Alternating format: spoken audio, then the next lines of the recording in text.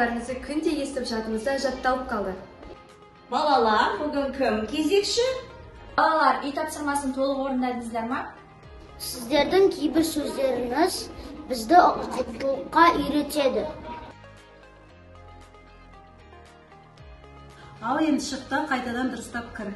Ал мына сөздеріңізден кейін кішкентай жібін үстір-үстір соғатын. Қазір тақтаға шығатын.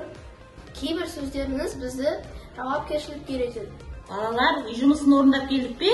Жақсы. Сен үй жұмысын орындамапсың ғой. Сен орындамағанда мен орындайын ба енді үй жұмысын? Шынымен де сіздер бәрін білесіздер. Балалар, мен бәрін көріп тұрмын.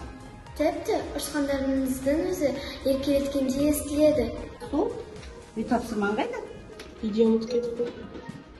Неге басыңды үйде ұмытып кетпедің? Біз әрдайым есімізде сақтаймыз. Оқушылар, қоңырау сендер үшін емес, мұғалім үшін соғылады. Отырамыз. Сіз сәл ашуланып тұрсаңыздар, мейірімді жанарыңыздың жылуын сезінеміз. Біз сіздер не істесеңіздер де біз жақсы қосымдық жасайтындарыңызды білеміз. Сіздер оқушыларыңызды өз балаларыңыздай жақсы көресіздер. Сіздерге әрқашан арқа сүйейміз. Сіздер біздің жеңісімізге қуанып, балаша мәз боласыздар. Сүрінгенде демеп тұрғызуға да әзірсіздер.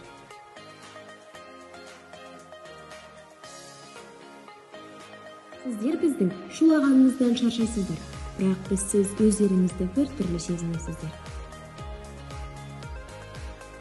Рас, сабақ кезінде ұйықтап қалатында кездер болған, бірақ соның бәріне кешірмен қарайсыздар.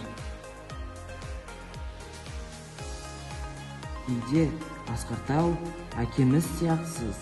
Сіздер күндеріңіздің көп бөлігін мектепте өткізгендіктен жақындарыңызға жеткілікті уақыт бөле алмайсыздар.